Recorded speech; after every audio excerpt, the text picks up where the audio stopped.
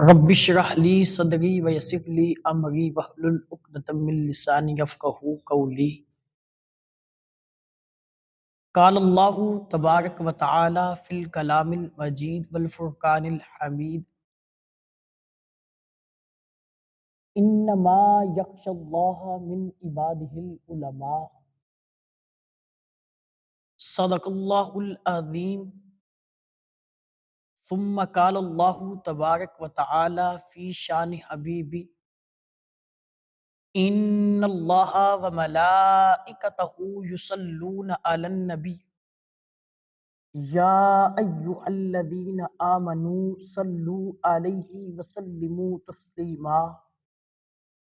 الصلاۃ والسلام علیک یا سیدی یا رسول اللہ، الصلاۃ والسلام علیک یا سیدی یا حبیب اللہ، الصلاۃ والسلام علیک یا امام الانبیاء والمرسلین، وعلی آلک واصحابک یا جد الحسن والحسین۔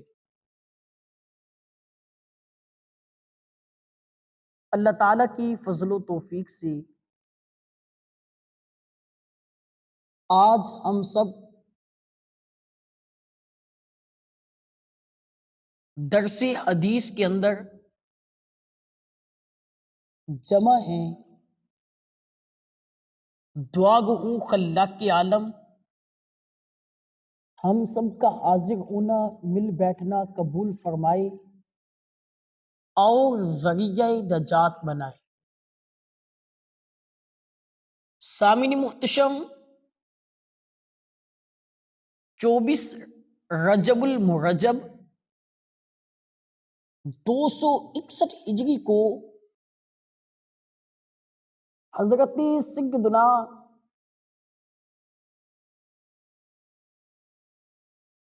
امام المحدثین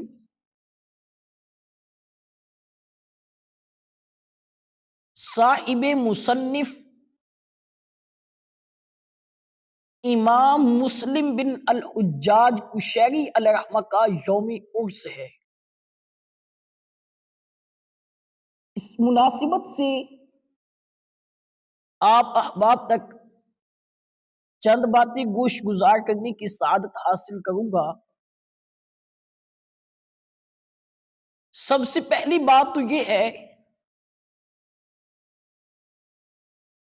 کہ ایک بات یاد رکھیں، مفسر قرآن ہونا، محدث ہونا، یا کسی کتاب کا مصنف ہونا، یہ تمام صفات عالم ربانی کی ہیں، لیکن شعبے کے اعتبار سے الفاظ جدا جدا ہیں۔ کسی نے قرآن پاک کی تفسیر کی تو وہ مفسر قرآن کہلوایا۔ بعض علماء روایتاً درایتاً علم حدیث بھی مشغول ہوتے ہیں، اس کو محدث کہتے ہیں۔ بعض علماء قرآن اور حدیث سے استنباط فرما کر فقہی جزئیات کو مرتب کرتے ہیں۔ بعض علماء کرام قرآن اور حدیث سے مسائل اخذ کر کے فقی کہلواتے ہیں۔ تو الاختصار الفاظ جدا جدا ہیں، لیکن یہ سارے کے سارے عالم ربانی ہیں۔ عالم کو ہی یہ اللہ تعالیٰ نے شان و شوکت عطا کی ہے کہ وہ کسی ایک راہ کو متعین کر کے دین کا کام، دین کا پیغام عام کرنے کی کوشش کرتا ہے۔ حضرت سیدنا امام مسلم بن الحجاج قشیری علیہ رحمہ وہ عظیم ہستی ہیں کہ جنہوں نے 15 سال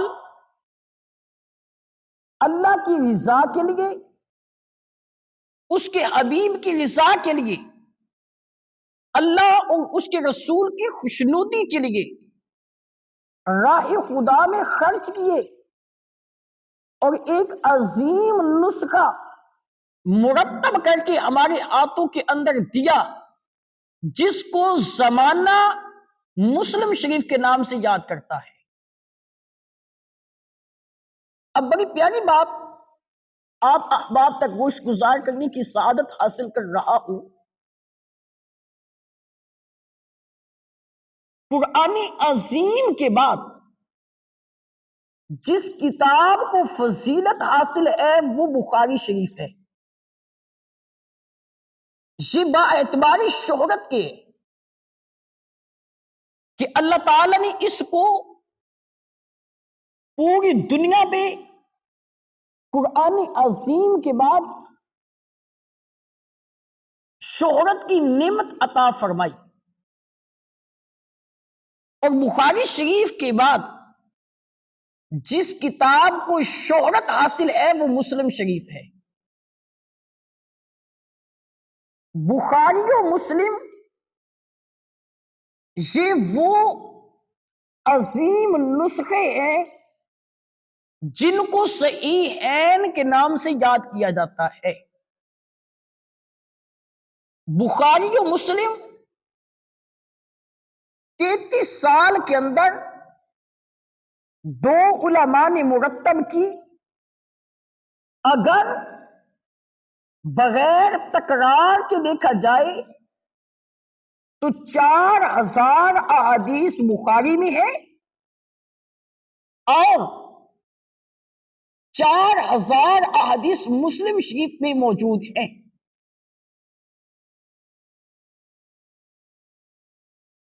اب غور کریں کہ ان علماء نے بہت ساری علماء سے تعلیم حاصل کرنے کے بعد ان کتابوں کو تصنیف فرمایا ہے، اور بہت ساری علماء سے استنباط کیا، ان کی مجلس کو پایا، اور پھر جا کے ان 2 کتابوں کو انہوں نے مرتب کیا ہے۔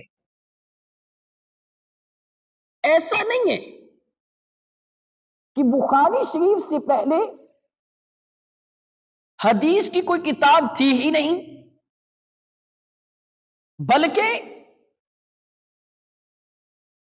امام محمد بن اسماعیل بخاری علیہ رحمہ کی کتاب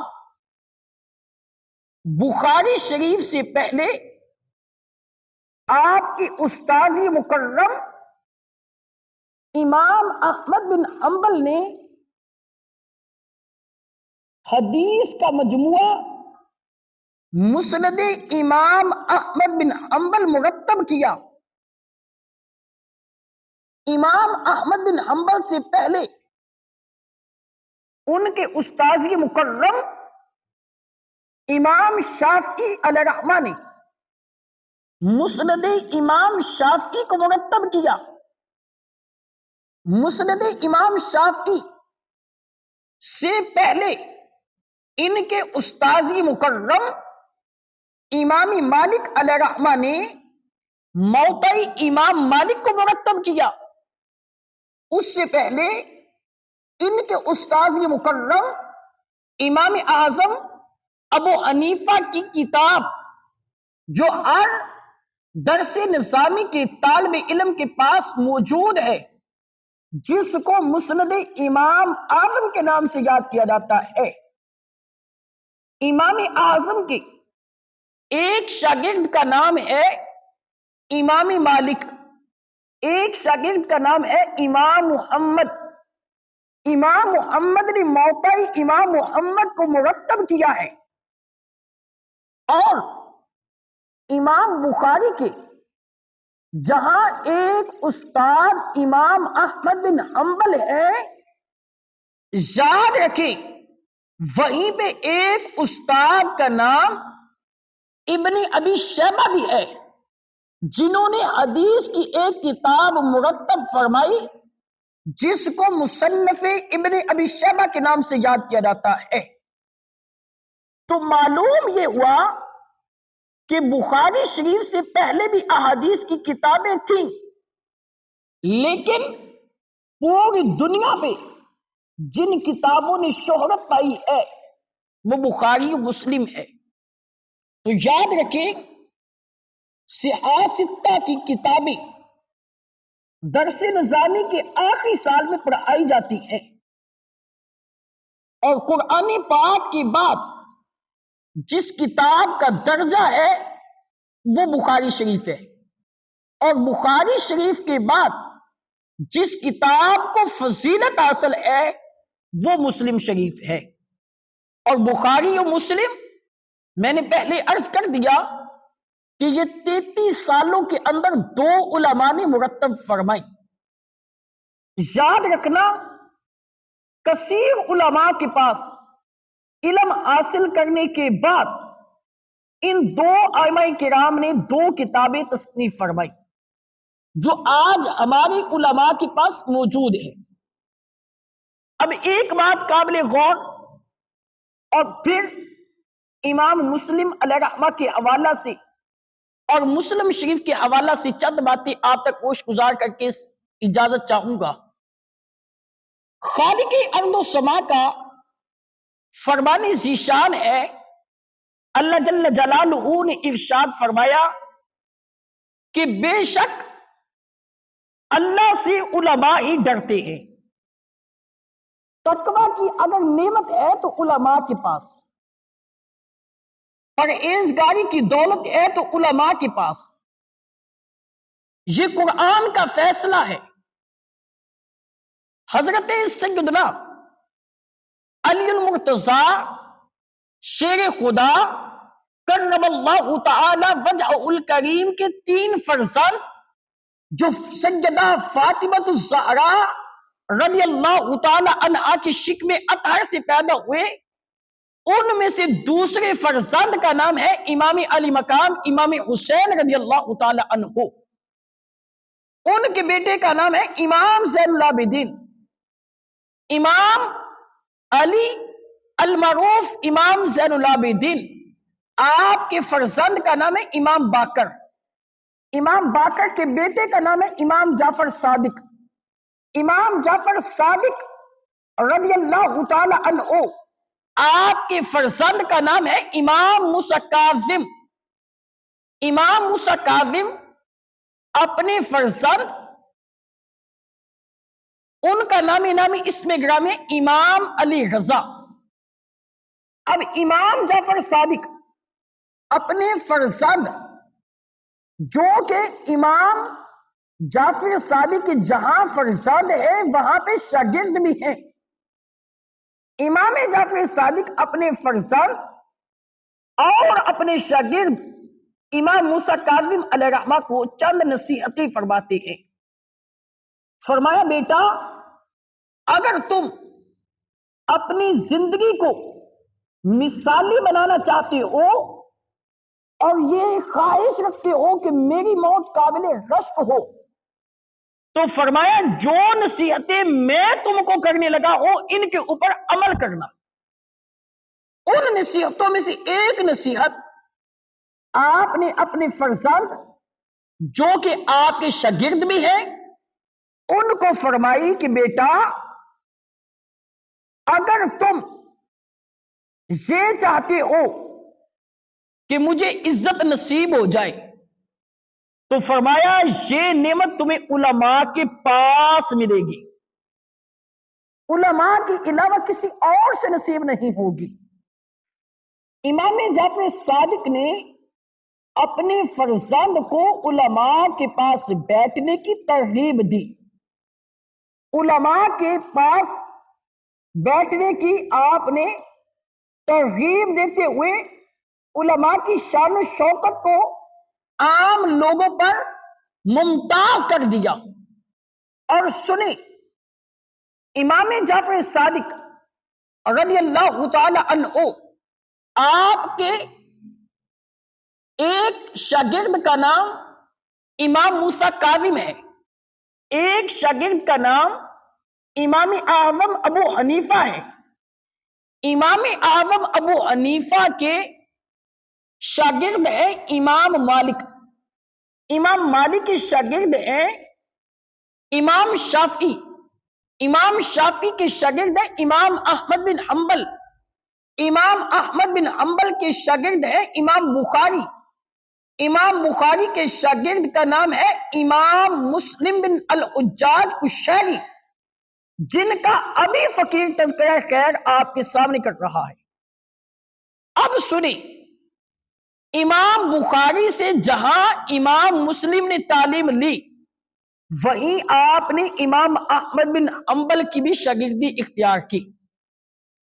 تو یاد رکھیں، جو حضور سے حضرت علی المرتضیٰ نے فیضان لیا، وہ فیضان آپ نے اپنے فرزند امام علی مقام کو عطا کیا۔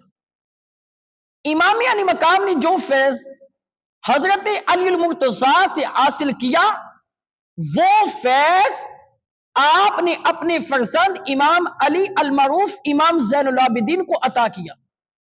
آپ نے جو اپنے بابا سے فیض حاصل کیا، وہ فیض اپنے فرزند امام باقر کو عطا کیا۔ آپ نے جو فیض اپنے بابا سے حاصل کیا، وہ فیض اپنے فرزند امام جعفر صادق کو عطا کیا۔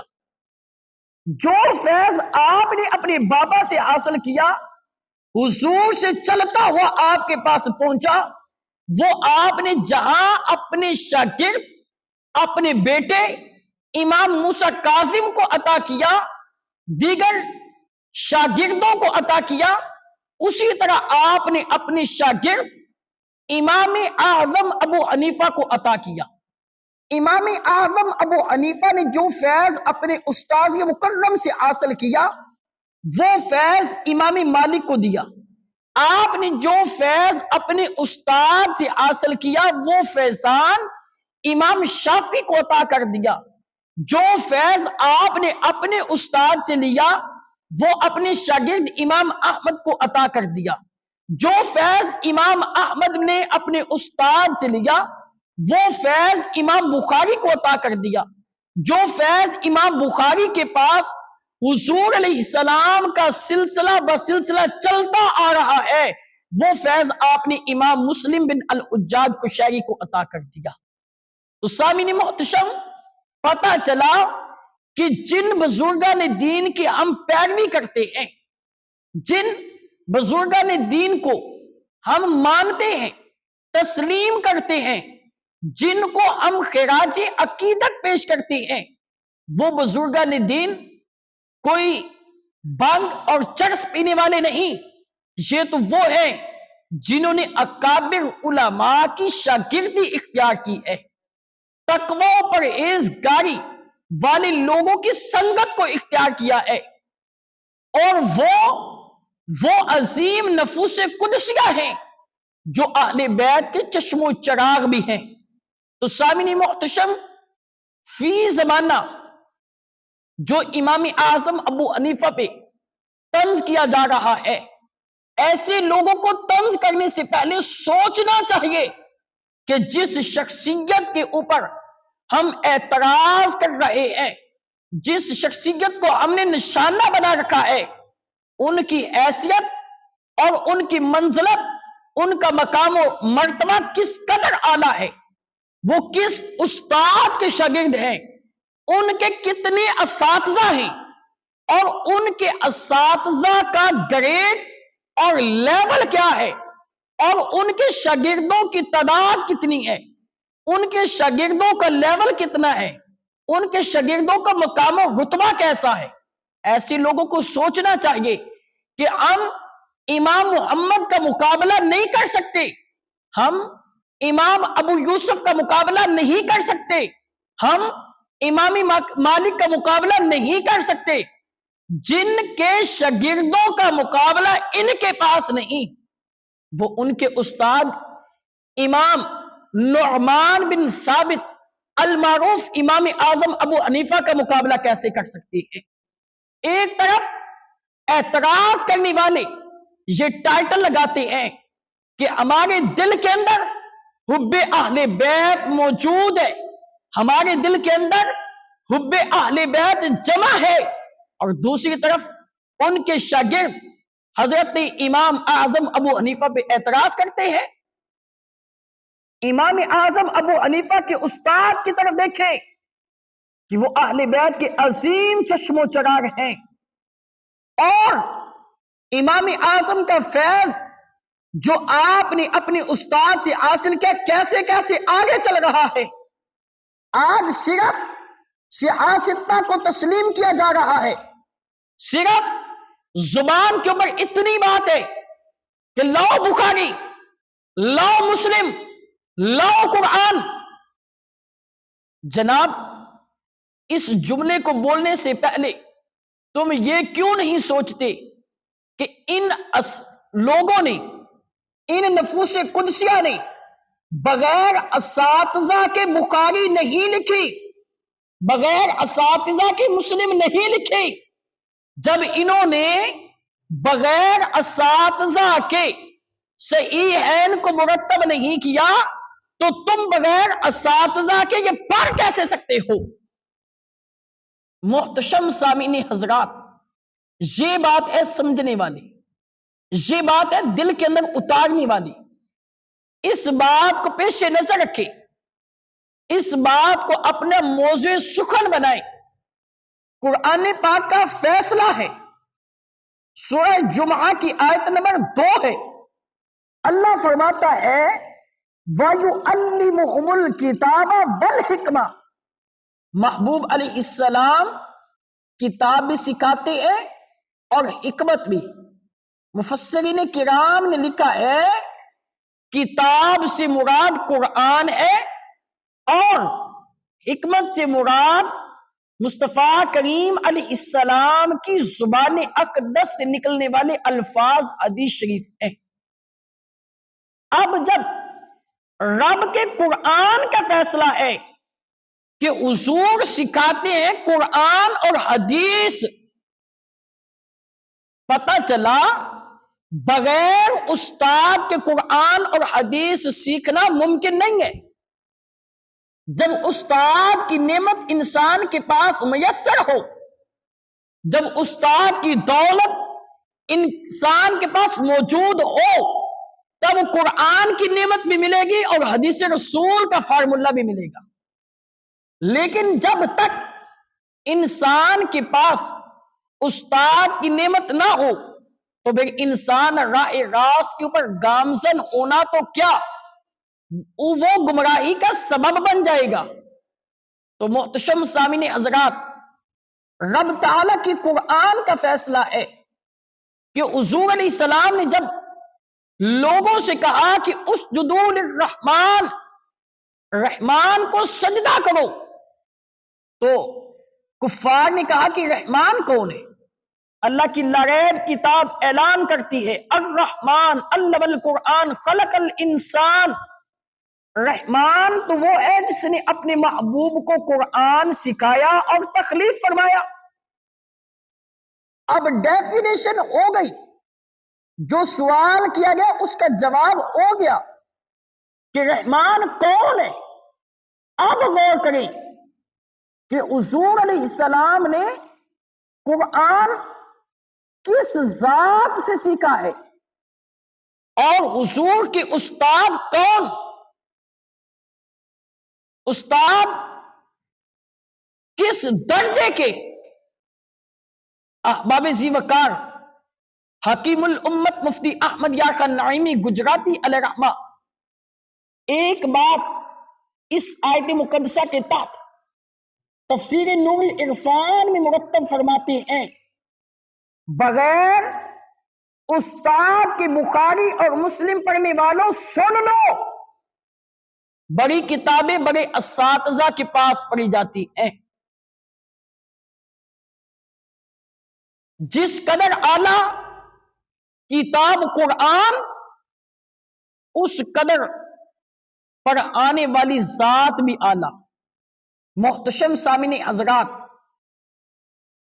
فی زمانہ لوگ صرف ترجمے کو دیکھتے ہیں، قرآن کی آیت کے سیاق و سباق کو نہیں دیکھتے، حدیث کے سیاق و سباق کو نہیں دیکھتے، ترجمہ دیکھنا اور بات جاری کر دینی۔ ایک بات یاد رکھی، قرآن اور حدیث پڑھنا کمال نہیں ہے، اس کو سمجھنا کمال ہے۔ محتشم سامعین حضرات، جس انسان نے قرآن اور حدیث کو سمجھ لیا وہ راہ راست کے اوپر آ گیا، وہ صراط مستقیم کے اوپر گامزن ہو گیا۔ جس انسان نے نہ سمجھا وہ راہ راست سے بھٹک گیا۔ ہر انسان فطرت سلیمہ پہ پیدا ہوتا ہے، آگے جیسے اس کو لوگ ملیں گے اسی راہ کو اختیار کر لے گا۔ تو سنیں، بات یہ ہے کہ جس طرح میں نے ابھی آپ کے سامنے ایک مثال پیش کی، الرحمن علم القرآن، قرآن کی یہ آیت نازل ہوئی تو اس کی وجہ کیا ہے؟ سیاق و سباق دیکھیں۔ جب حضور نے کہا اسجدوا للرحمن، رحمان کو سجدہ کرو، کفار نے کہا رحمان کون ہے؟ تو رب تعالیٰ کے قرآن کے اندر یہ آیت مقدسہ نازل ہو گئی۔ رحمان تو وہ ہے جس نے اپنی محبوب کو قرآن سکھایا۔ اب دوسری طرف یہ بھی دیکھیں، قرآن پاک کی سورہ فاتحہ میں ہے اہدنا الصراط المستقیم، اے اللہ مجھے صراط مستقیم پہ چلا۔ سیدھا راستہ تو سیدھا ہے، لیکن آگے جو الفاظ آئے ان کے نزول کی وجہ کیا ہے؟ اس کی وضاحت سورہ یاسین کے اندر اور سورہ اعراف کے اندر موجود ہے۔ ایک راستہ جنت کی طرف جا رہا ہے، ایک جہنم کی طرف جا رہا ہے۔ حضور جنت والے راستے پہ، شیطان جہنم والے راستے پہ۔ اب انسان نے انتخاب کرنا ہے وہ کس راستے کا تعین کرنا چاہتا ہے، کس راستے کا انتخاب کرنا چاہتا ہے۔ تو بتا دیا صراط الذین انعمت علیہم غیر المغضوب علیہم ولا الضالین۔ سامعین محتشم، ایک بات یاد رکھیں، جب تک انسان کے پاس استاد کی نعمت نہ ہو، نہ قرآن سمجھ میں نہ حدیث رسول سمجھ میں، بخاری کا پڑھنا کمال نہیں، فہم بخاری کا ہونا ضروری ہے۔ مسلم شریف کا پڑھنا کمال نہیں، فہم مسلم کا ہونا بھی ضروری ہے۔ اور بخاری شریف کے اندر 6531 نمبر حدیث موجود ہے، باب الخوارج ہے، جس کے راوی حضرت سیدنا علی المرتضیٰ شیر خدا ہیں، کہ کچھ لوگ قرآن اور حدیث پڑھیں گے لیکن ان کے حلق سے نیچے نہیں اترے گا۔ وجہ علماء فرماتے ہیں اس انسان کے دل کے اندر مصطفیٰ کی محبت نہیں ہوگی۔ اگر مصطفیٰ کی محبت حاصل کرنا چاہتے ہو تو پھر نیک لوگوں سے وفا کرنی ہوگی، اور نیک لوگوں سے ہی فہم حدیث حاصل ہوتی ہے۔ اب سامعین محتشم یاد رکھیں، حضرت سیدنا امام مسلم بن الحجاج قشیری نے 15 سال ایک طویل عرصہ میں مسلم شریف کو مرتب کیا، اور حضرت سیدنا امام مسلم بن الحجاج قشیری علیہ رحمہ کی کتاب مسلم شریف نے کس قدر منزلت پائی، اور اللہ کی بارگاہ میں کس طرح شہرت کا، قبولیت کا فیض حاصل کیا۔ آپ کا جب انتقال ہوا تو کسی نے خواب میں دیکھا تو پوچھا ما فعل اللہ تعالی بکا، اللہ نے تیرے ساتھ کیسا معاملہ کیا؟ فرمانے لگے کہ اللہ تعالی نے مجھے بخش دیا۔ پوچھا کس عمل کے سبب؟ آپ فرمانے لگے جو میں نے مسلم شریف لکھی ہے وہ اللہ تعالیٰ کو بہت محبوب لگی، اس کی برکت سے اللہ تعالیٰ نے مجھے بخش دیا۔ اب یہ کتاب کتنی اہمیت والی ہے اللہ کی بارگاہ میں۔ جس کتاب کی اتنی اہمیت اللہ کی بارگاہ میں ہے، اب غور کریں کہ وہ بغیر استاد کے پڑھی جا سکتی ہے؟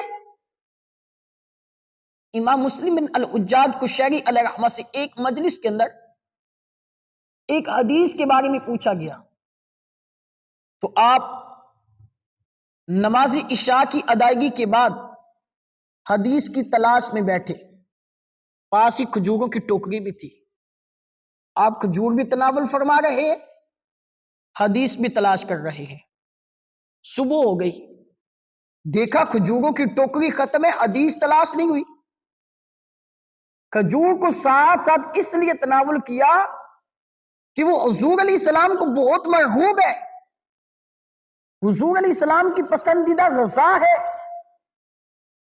تو حضور کی حدیث کو تلاش کرتے کرتے اس بات کو بھی ساتھ شامل کر لیا جو حضور کو پسند ہے۔ آپ کو حدیث نہ ملی، اتنے غم زدہ ہوئے کہ آپ کی موت واقع ہو گئی۔ غور فرمائیں، ایک حدیث پوچھی گئی، اتنا غم، دنیا سے چلے گئے۔ اور دوسری طرف دیکھیں، حدیث ایک پوچھی گئی لیکن بے باکی اختیار نہیں کی، فی الفور جواب نہیں دیا، بغیر تحقیق کے سوال کا جواب دینا ممکن نہ سمجھا۔ آپ نے بڑی احتیاط سے ان کو جواب دینے کی کوشش کی۔ یہاں سے تحقیق کی اہمیت کا بھی پتہ چلا۔ فی زمانہ لوگ ایک دو کیسٹیں سنتے ہیں، جی یہ ہماری تحقیق ہے۔ میرے بھائی اس بات کا نام تحقیق نہیں ہے۔ جس کو تحقیق کی ڈیفینیشن کا نہیں پتا، مجھے بتائیں اس کو بخاری کا کیسے پتا ہوگا؟ اس کو مسلم کا کیسے پتا ہوگا؟ جب صاحب مصنف بغیر استاد کی کتاب نہیں لکھ رہے، صاحب مصنف بغیر کسی کلاس کے، بغیر کسی درسگاہ کے کتاب نہیں لکھ رہے، تو میرے بھائی آج 20 سال بعد میں آنے والے تم بغیر درسگاہ کے، بغیر استاد کے، بغیر کلاس کے کیسے بخاری پڑھ سکتے ہو؟ کیسے ممکن ہے کہ آپ مسلم شریف کا علم حاصل کر سکتے ہو؟ تو سامعین محتشم، 24 رجب کو جو اللہ کے ولی، اللہ کے نیک بندے دنیا فانی سے تشریف لے کے گئے، ان کی کوشش، ان کی محنت آپ کے سامنے پیش کی ہے۔ اللہ تعالیٰ سے دعا ہے اللہ تعالیٰ ہم سب کو عمل پیرا ہونے کی توفیق عطا فرمائے۔